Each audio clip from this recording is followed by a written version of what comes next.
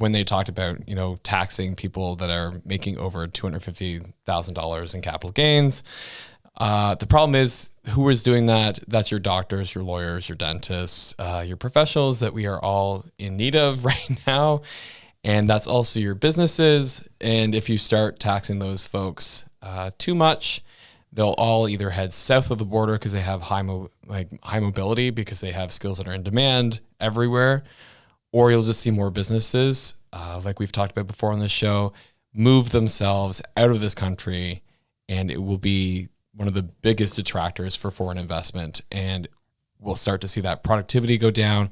You'll start to see revenues from businesses go down. You'll start to see more family doctor need, more specialist need. It's a bad road to go down. And I was very much a tax the rich guy in my day. I will fully admit that. Oh, so it's your fault. Got it. Just kidding. Yeah, me and people like me who were misinformed, because I think that as you look at it, unfortunately, the lay of the land is these people are going to get their money anyway, and they're going to do whatever they can to protect the money that they've got. And if that means that they are going to find the loopholes to still operate and exist in Canada while paying tax elsewhere, that's exactly what they're going to do. And anybody who is anybody in this world right now who is incorporated is actively looking at that or have already done it. Yeah.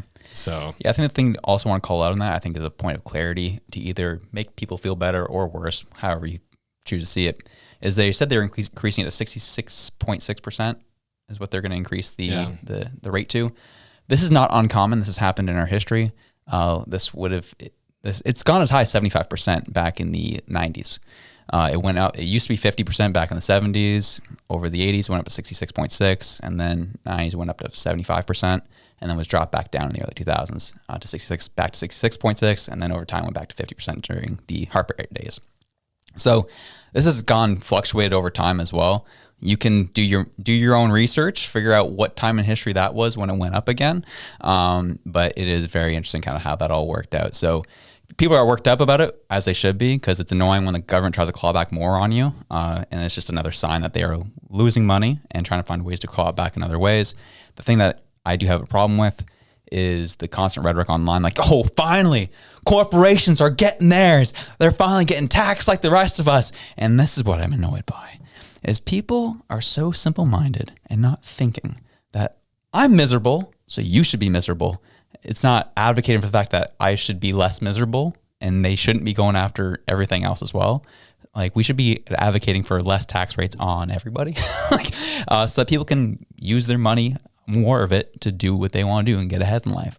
So that's kind of where things are at with that. Yeah. Well, the problem is that they're looking at the fact that they're like, okay, $52.9 billion in spending. Where's that money going to come from? We don't want it to come out of our pockets, but we see these rich corporations doing so well, like they can pay it, right? Mm-hmm. And it's unfortunately a naive and uninformed opinion. And like I said, I was there. I held that opinion. That was me. I see you if you are in that boat as well. It's the wrong boat though. Jump ship. So especially when you're 40s right now and still having that perspective. Yeah. Well, I'm not in my 40s, so I know you are a young, wise man.